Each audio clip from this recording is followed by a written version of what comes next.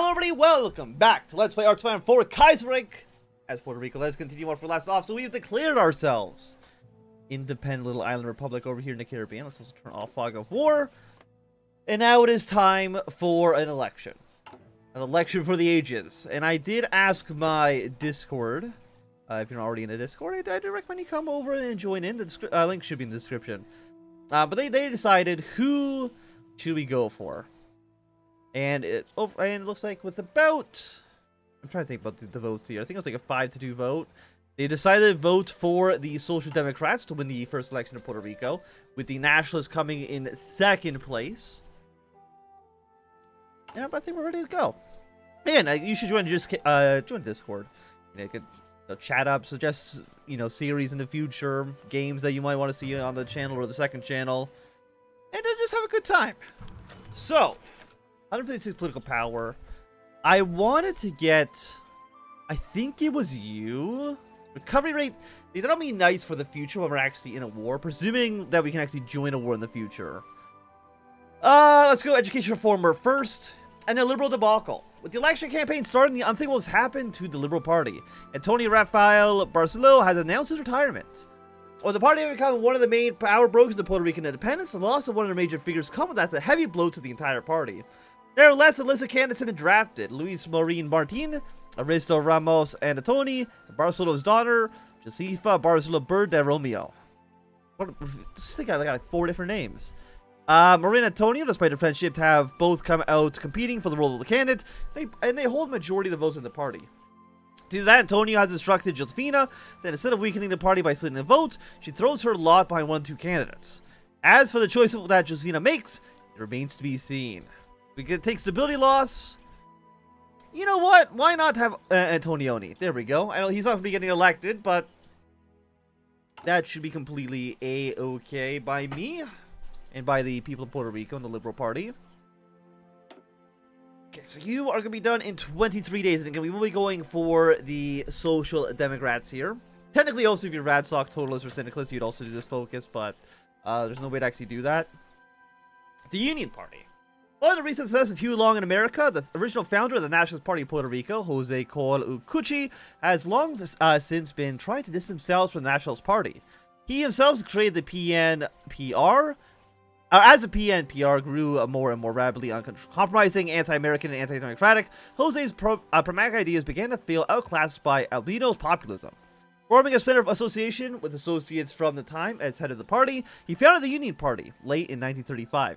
Emulating in many ways their American counterpart. Nevertheless, Jose has campaigned heavily this year, arguing for a similar to a similar program to share the wealth. Has been seen trying to secure deals with the remaining American landowners, prevent them from closing down their businesses and leaving for America once more. As the democratic stance of the PNPR has come into question, many former nationalists are now flocking to the new party, and time will tell if this momentum will continue. Do you think they're really going to flee to the old United States? Right now, if I was an American businessman living in San Juan, I probably wouldn't do it, you know?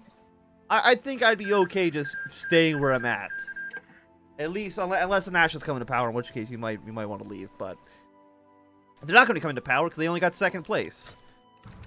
The Nationalist debacle. With the fall of the American regime in a peaceful manner, the PNPR, that did not pause the game, suffered a radical decline in membership, as well as a radical change to its internal politics. While Abizio is still the undisputed leader of the movement, pro-democratic groups within the party have gone dormant, as the party took a more combative stance after 1932, and are springing once more back into relevancy. As the party now struggles to hold itself together in a political state for the election, Albizu has called for unity within the party, has actively endorsed the pro-democratic groups as he claims that the enemy is now gone and factionism will not help keep it away. While still a major popular movement, there's no denying that the American influence waning and the Democratic Party's taking action has reduced the nationalist influence significantly. And we should probably getting one more pop-up for the Social Democrats here. What do we got here? We'll start subject embassies with nations that support independence. Political power gain plus 10% is okay. Research slot, I would be happy to see that as well. Aside from that, we got some decent, well, I don't know if it's actually decent. I've not looked through our military tree at all. You know, we actually did not get a single option for the Social Democrats for the Puerto Rican election. After years of political isolation, the Puerto Rican people have finally been allowed votes for the representatives. Turnout to the voting booths has been the highest recorded on the island so far, and as the results come in, the people await eagerly to know the outcome. And again, the PS are going to win the election. Congratulations to them. And what do you actually give us? Land program, bonus social democracy. We'll take that for now. And we have our, I'm guessing you're the president, right? Yeah, born in Spain, nationalized a Puerto Rican. Welcome, welcome, welcome to the country. Also, where's my drink? There it is, fantastic. So, I'm not too sure what we can do as Puerto Rico to maybe get ourselves involved in the greater war. Once 39 or 1940 kicks around, we might, like, I think it would kind of make sense to join the Entente. I would need to, between episodes, actually look up the proper command to join a faction. Whatever the specific event I need to fighter is. Also, CNT is one in Spain, which is a little bit of an issue.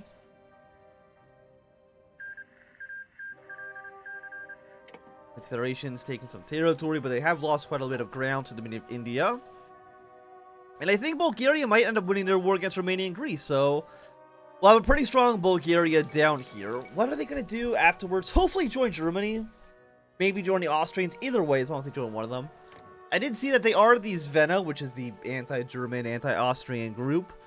However, they're not going to join up with the Russians. I think I can guarantee that not happening this campaign. So, that shouldn't happen. It just shouldn't. I mean, I guess they could stay neutral. I mean, it's not impossible, right? They could just, like, do nothing. And you actually did not sign the,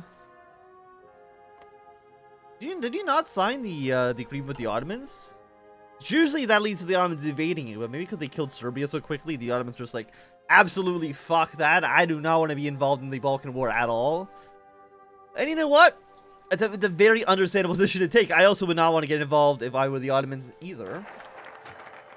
In the beginning of land reform, with the election of the Socialist Party, President Santiago Iglesias Pantin has issued land reform via presidential decree. A commission has been organized to handle the effort. We already have started getting protests from sugar companies as well as large landowners on the island. We will tread carefully in the coming months, or risk having all foreign funding be pulled out of Puerto Rico, which would be devastating to our already weakened economy. Thank you for the stability.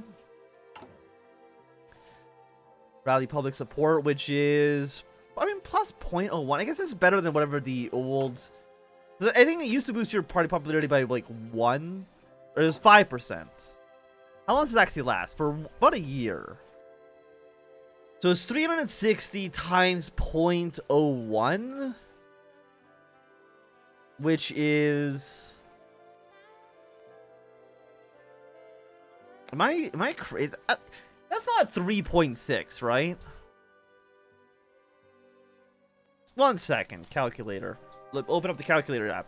360 times 0.01. Yeah, it's 3.6%. For 150 political power over the course of 1 year, 3.6% party popularity boost. So actually, no, they made it worse. I mean, I guess it also decreases, assuming that's negative 0.01 to every other party. So maybe that boosted up by more than I'm thinking. I don't know. I mean, I'd be kind of interested just to... You know what? I'm gonna, like, look at it.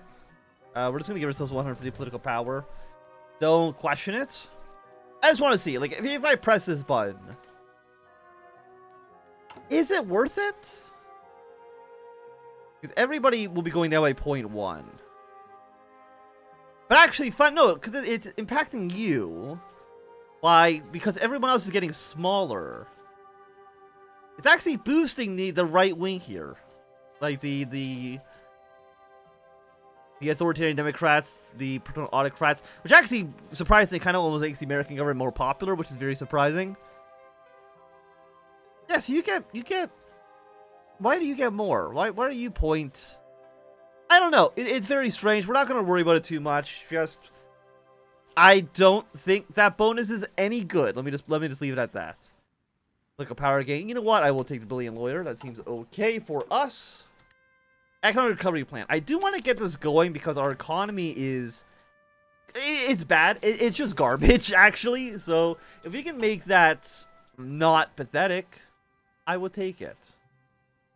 It's like, are you going up at all?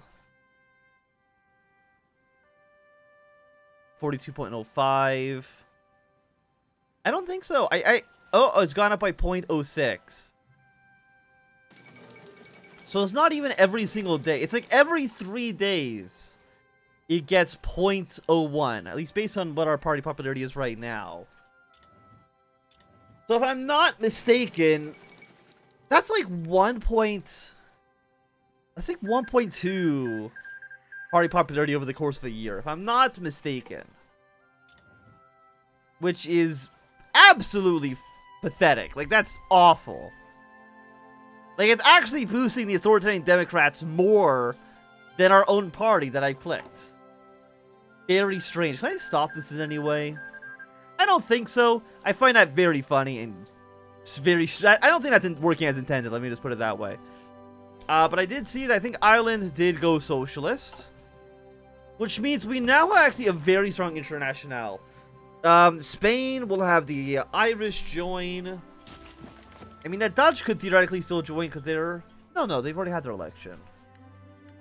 I think they can maybe still have the revolution. I don't know. They're negotiating with extremists. Which actually, I don't know where that places them right now. You're in the Entente. Sweden is probably just going to stay neutral. What about any of you guys? Anything else that we have to really worry about? I don't think so. I think we're fine for the most part. Okay, do we go export focus or autarky? Modify. Like a power plus 50. Yeah, so these two are exactly the same. Resource to market plus 15%. I kind of don't want to ship things to market, right? Like, what do we have naturally speaking? Literally nothing. Okay, we don't produce a single goddamn thing in this country. So resource to market is meaningless. 10% construction on civilian factory, 5% production efficiency cap. You are a negative 0.5 political power gain, which is... But it's also a 10% factory output modifier. With another 10% after that.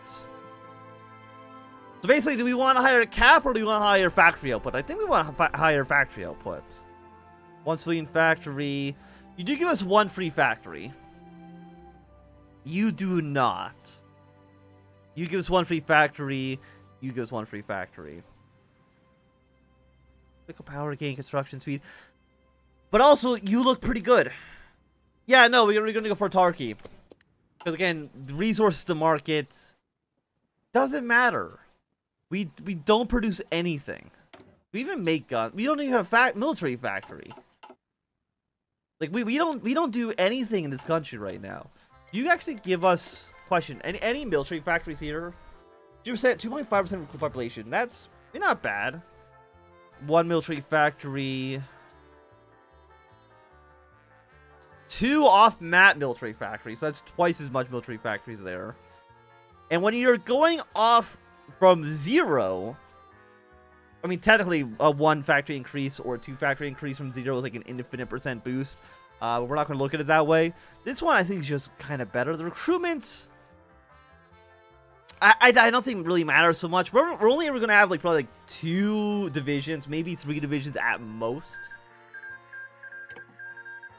So I don't think it means too much. But the Navy, the Coast Guard is an absolute fucking joke. We're never going to take anything in the goddamn Coast Guard bonuses. Do we even have a boat? No. Do we have a dockyard? No. I'm assuming you might give me some dockyards. You do. It's the 4th focus. Yeah, no, so this is just ass. It's just terrible.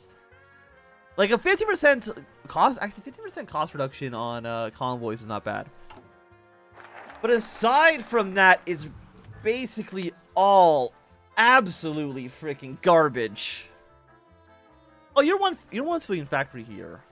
15% cap on you. 15% is what we were looking at with this, so. Labor-friendly laws, land reform. Let's go for the Puerto Rican fair deal. Give me that one factory, please. It's a 100% increase, so I will absolutely take it. Anything we want with you? I can't, like, not really. Like, there's not really any military stuff. At least I don't think any of you is going to mean anything. Like, maybe an entrenchment guy. I mean, I guess I give you the passive gain of point 06. You're actually a specialist. Specialists, I believe, are the worst. It's like, what is it? Specialist, expert, and then genius? Okay, what do I want to take? It is 38, so I guess we'll take another research as well. God, our economy is awful. It's so bad. Oh, it's just terrible. I mean, we could go for a theorist. Sort of land off reduction cost. Probably I'm gonna say, like, get civilian factory. What does that even do for us? What do we gain here? I mean, I guess the factory's built faster. I mean, that's really just looking at for construction speed bonus. That's really about it. So it's 150 political power for. I mean, it's kind of effectively a 20% boost, which I think is worth it. But it's very expensive. Let me just put it that way. Your 10% sensibility to the political power, extra research slot actually would be nice as well. Let's get you. Let's get our way down here, just because I think we do want the research slots. Because we have 2 right now, which is bare. It's absolutely bare bones. Brazil joined the Reichspakt. That is okay, because that should mean that you guys here, currently in the Southern Syndicalist Alliance, should end up joining up with the Internationale at some point. Also, Morocco and the French Republic did not take Iberia's colonies away. I think at some point they will, because Iberia, you know, they do own these territories in Africa. France, Morocco, and Middle Africa should end up seizing them at some point. I just don't know when exactly that's going to happen. Oh, China has won their war. Congratulations to them. What's going on in this part of the world? We've got the Revolutionary Front. You're liberal. You're also socialist. So almost certainly you're going to go socialist. Mexico is totalist, which does mean they will not join the Internationale. So that's good. However, having a syndicalist Central America right on our border... Wait, no, Cuba's also socialist, right? Yes. They're also socialist. Well... I mean, the Internationale is looking pretty good. You know, you can't deny that. And Bulgaria won their war. Congratulations to them. I mean, you're not socialist, so that's at least something positive we got for us. Because again, we are going to be joining up with either the Entente or the Reichspakt. I would not put it past the Internationale, especially Britain, to just naval invade us. Primarily, I think if you remember back to the Haiti campaign, that's exactly how it ended. Was that the British just landed in what even is the capital of Haiti? Yeah, Port-au-Prince. I think just landed at a unit in Port-au-Prince and I just immediately capitulated, which was a fun time. You are 10% political power gain, improved relations opinion modifier. Man, it's also just an absolutely dreadful bonus. Like, it's just ass. What do we want? Industry concerns. I'm guessing, yeah, you don't have anything super crazy. Yeah, but we'll take a 20% construction speed bonus. It just makes the most amount of sense with what we have at our disposal right now. Maybe one day we can have this. Probably not anytime soon, but someday. Like, this is still... Oh no, it's actually way better than it was already. Just by getting the one focus. Land reform. Political power. I mean, that's a 15% stability boost. I would like a 15% stability boost. So they will probably go for these two, followed by solidified belief in democracy. Following that with the Stunning Jewel of the Caribbean. And then we'll focus on getting our economy just back on the right track. Just something that the Puerto Rican people can be proud of. And not something the Puerto Rican people will have to, you know, hide their heads in shame about. We'll get there, okay? It'll happen. Aside from that, do we want to support any side in the Civil War?